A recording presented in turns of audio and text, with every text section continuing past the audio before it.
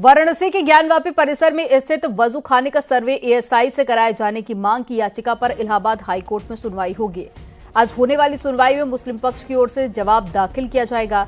इसके बाद भी याचिकाकर्ता को मुस्लिम पक्ष के जवाब पर अपना पक्ष रखना होगा। श्रृंगार गौरी केस की मुख्य याचिकाकर्ता राकेश सिंह की तरफ से ये याचिका दाखिल की गई है और याचिका में कहा गया है कि जिस तरह से ज्ञानवापी के पूरे परिसर का सर्वे किया गया, उसी तरह से सील वजूखाने का भी सर्वे किया जाना चाहिए। आपको बता दें कि करीब 2 साल पहले कथित शिवलिंग मिलने के बाद में पूरे वजूखाने को सील कर दिया गया था। जस्टिस रोहित रंजन अग्रवाल की सिंगल बेंच पे मामले की सुनवाई होगी।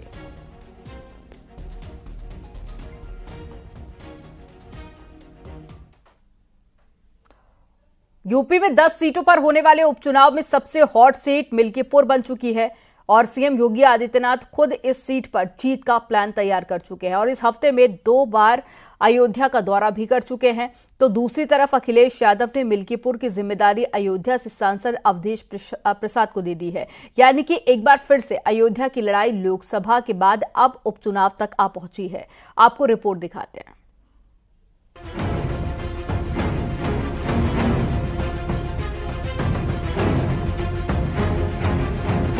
उत्तर प्रदेश की 10 विधानसभा सीटों पर होने वाले उपचुनाव को लेकर भारतीय जनता पार्टी ने स्पेशल प्लान तैयार कर लिया है।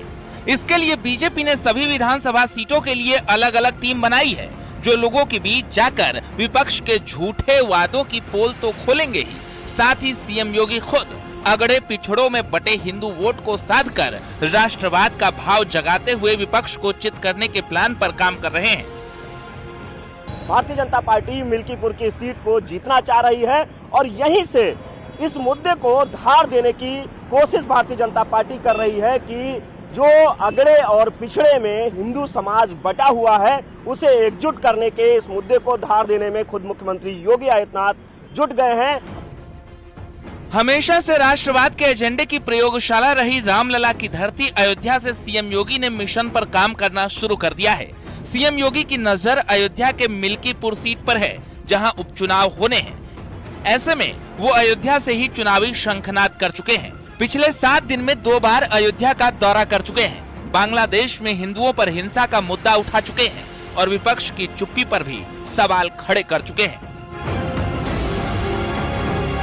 यानी सीएम योगी की कोशिश इस बार अयोध्या के मिल्कीपुर में जीत के साथ अयोध्या के फैजाबाद तक संदेश देने का है। जो राम के अस्तित्व को नहीं मानते, जो कृष्ण के अस्तित्व को नहीं मानते, जिन लोगों के मन में भारतीयता के प्रति कोई सम्मान का भाव नहीं, जिन लोगों के मन में ये कोई भाव नहीं कि दुनिया के किसी कोने में कोई हिंदू प्रताड़ित हो रहा है तो उसके प्रति आवाज उठा सके, क्योंकि उसमें भी उन्हें लगता है कि अगर हम आवाज उठाएंगे तो कहीं यहां उनका वोट बैंक न खिसक जाए। उपचुनाव में दलित वोट बैंक पर बीजेपी की खास नजर है, क्योंकि लोकसभा चुनाव में दलित वोट बैंक का कुछ हिस्सा इंडिया गठबंधन के तरफ चला गया था, जिसका नतीजा उत्तर प्रदेश में लोकसभा चुनाव में दिखाई भी दिया था। ऐसे में बीजेपी की कोशिश विपक्ष के जाति कार्ड की पोल खोलना और उनके खटाखट 8,500 रुपए प्रति माह देने जैसे वादों की असलियत सबके सामने लाना है। इसको लेकर सीएम योगी का भी बयान आ चुका है। जो आज विभिन्न नाम और रूपों के साथ फिर से, यानी कारनामे वही हैं, लेकिन हुलिया बदल करके फिर से आपके सामने बहकाने के लिए आए हैं। मैं देख रहा था जब बालिका को मैं नियुक्ति पत्र दे रहा था तो उस बालिका के मुंह से निकला कि खटाखट ये है जो आज हमें नियुक्ति पत्र प्राप्त हो रहा है, वो नहीं जो अप्रैल मई के अंदर सुनने को मिल रहा था। यानी खटाखट विपक्ष की नकारात्मक राजनीति हो या फिर अयोध्या से समाजवादी पार्टी के मुखिया की दूरी, जिसे सीएम योगी खुद जनता के सामने ला रहे हैं, ताकि जिस अवधेश प्रसाद को अखिलेश यादव ने मिल्कीपुर की जिम्मेदारी सौंपी है, उस अवधेश प्रसाद को उसी के घर में चित किया जा सके और लोकसभा में मिली हार का बदला पूरा किया जा सके। Bureau report, news 18।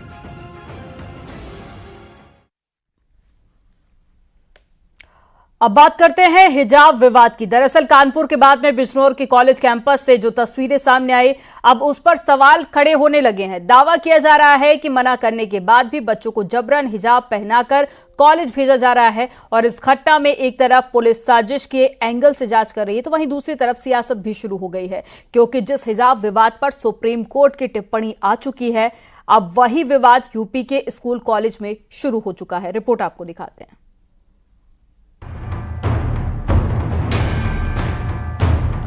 कॉलेज में हिजाब, बुर्का और नकाब पहनने को लेकर विवाद एक बार फिर गर्मा चुका है। तस्वीर उत्तर प्रदेश के कानपुर और बिजनौर से आई है, जहां कॉलेज में हिजाब पर घमासान मचा हुआ है। दावा किया जा रहा है कानपुर के बिल्हौर इंटर कॉलेज में रोक के बावजूद पहले 3 बच्चे हिजाब पहनकर कॉलेज पहुंच गए। प्रिंसिपल ने बच्चों के पेरेंट्स से बात की और फिर हिजाब नहीं पहनने पर सहमति बनी। लेकिन एक बार फिर 22 बच्चे अचानक हिजाब पहनकर कॉलेज पहुंच गए, जिसके बाद मामले ने तूल पकड़ लिया। कुछ दिन पूर्व ही 3 छात्राओं ने अपनी गलती मानी थी और ड्रेस कोड को लागू करेंगे, जिसका पोस्टर्स भी लगाए गए थे, मगर इन सब के बीच 22 छात्राओं का हिजाब लगाकर पहुंचना और उसके बाद एक छात्रा बुर्का पहनकर कक्ष में बैठी थी, जिसके बाद उनके अभिभावकों को बुला के और उनको घर भेजा गया और उन्होंने अपनी गलती मानी। कानपुर से करीब 472 किलोमीटर दूर बिजनौर से भी कुछ ऐसी ही तस्वीरें सामने आई, जहां मना करने के बावजूद बच्चे हिजाब में कॉलेज पहुंच गए। लेकिन हैरानी इस बात की है, बच्चे अब भी हिजाब पहनने की जिद पर अड़े हैं। तो कानपुर में इस हिजाब विवाद में पुलिस साजिश के एंगल ढूंढ रही है। प्रिंसिपल सर ने मना किया कि हिजाब नहीं होगा स्कूल में। अच्छा, और आप लोग क्या चाहते हैं? हम भी यही चाहते हैं कि हम ये हिजाब। सर ने बोला था कि दुपट्टा ओढ़ के नहीं आना। अच्छा, ऐसा हो गया तो मतलब घर बैठो। बार बार यही बोलते हैं कि दुपट्टा ओढ़ के नहीं आना, दो चोटी में आना है और विषय में आना है, और नहीं आना तो अपने घर बैठो, ये बोलते बार। अच्छा, हिजाब पर पाबंदी लगाई है। ये पूर्व में भी प्रकरण संज्ञान में आया था, जिसमें कुछ बालिकाओं के द्वारा स्कूल में जो है वो हिजाब पहन करके जो है वो जाने की बात प्रकाश में आई थी, और फिर उसके जो है वो जो पेरेंट्स थे, गार्जियंस थे, उन्होंने जा कर के लिखित में दिया था कि इस तरह की कोई बात जो है वो भविष्य में नहीं होगी। और अभी दोबारा से जो है मीडिया के माध्यम से फिर ये प्रकरण संज्ञान में है। ऑलरेडी इसमें जिलाधिकारी महोदय के स्तर पे जो है वो एक जांच उन्होंने जो है गठित कर दी है, टीम गठित की है जो जांच कर रही है। बाकी हमारी भी इसमें जो है वो एक टीम है जो इंटेलिजेंस की, वो इसमें जांच कर रही है। अगर कोई इनको उकसा रहा है या कोई इस तरह के इनपुट्स हैं तो उस पर हम जो है बाद जांच अवश्य कार्रवाई करेंगे। स्कूल कॉलेज में हिजाब विवाद पहले भी उठ चुके हैं। कर्नाटक और मुंबई से भी इस तरह की तस्वीरें आ चुकी हैं, जिस पर खूब सियासत हुई। यहाँ तक कि कुछ दिन पहले मुंबई के कॉलेज में बुर्का हिजाब बैन पर सुप्रीम कोर्ट की टिप्पणी भी आ चुकी है। शुक्रवार को सुनवाई के दौरान सुप्रीम कोर्ट ने कहा, क्लास के अंदर धार्मिक गतिविधि की इजाजत नहीं दी जा सकती, लेकिन स्टूडेंट्स को क्या पहनना या क्या नहीं पहनना है ये वही तय करेंगे। साथ ही कहा, एजुकेशनल इंस्टीट्यूट स्टूडेंट्स पर अपनी पसंद नहीं थोप सकते। यानी कैंपस में धार्मिक गतिविधि पर सुप्रीम कोर्ट की भी टिप्पणी आ चुकी है। तो अब साधु संतों ने कानपुर और बिजनौर की घटना पर चिंता जाहिर की है। उनका कहना है कि हिजाब के पीछे साजिश हो सकती है, बच्चों पर हिजाब पहनने का दबाव बनाया जा रहा है। विद्यालय में अशांति फैलाने के लिए बच्चों के भविष्य के साथ खिलवाड़ कर रहे हैं और उनको जो है कभी बुर्का हिजाब पहन करके जाने के लिए बीच बीच में जिहादी उनको जो है तो प्रताड़ित करते हैं, उनको जो है धमका करके इस तरह से बताते हैं।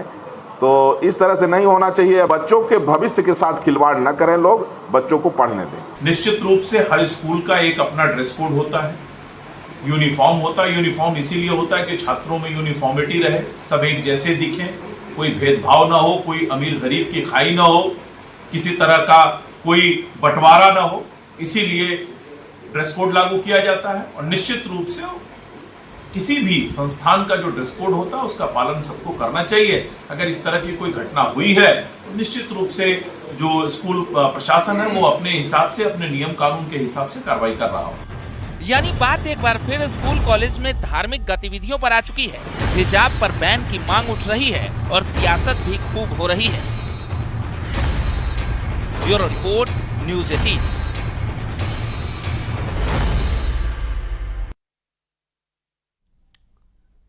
कौशाम्बी में बहू की खतरनाक करतूत सामने आई है। आरोप है कि उसने पहले अपने ससुर को खाने में जहर मिलाकर दे दिया, लेकिन जहर कम होने की वजह से ससुर की हालत ज्यादा नहीं बिगड़ी।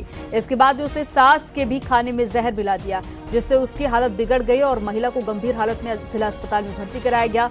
घटना पश्चिम शरीरा थाना क्षेत्र के गोराजू गांव की है। परिजनों ने इसकी शिकायत पुलिस से की है। पुलिस ने जांच के बाद कार्रवाई का भरोसा दिया है।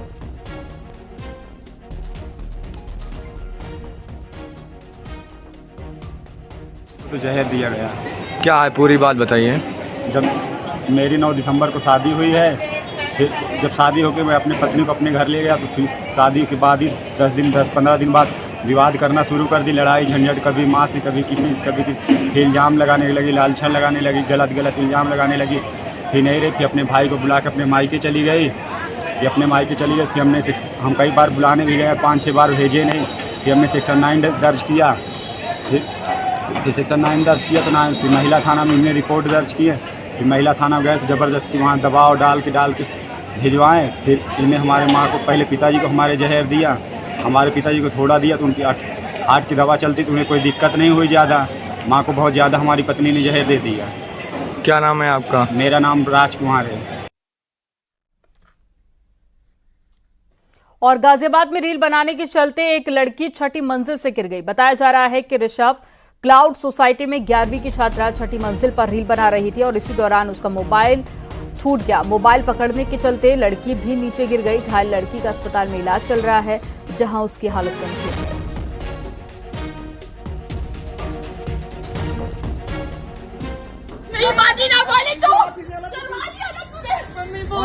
लड़की बोली अपने बाबा का नाम। अरे अभी चुप रहो,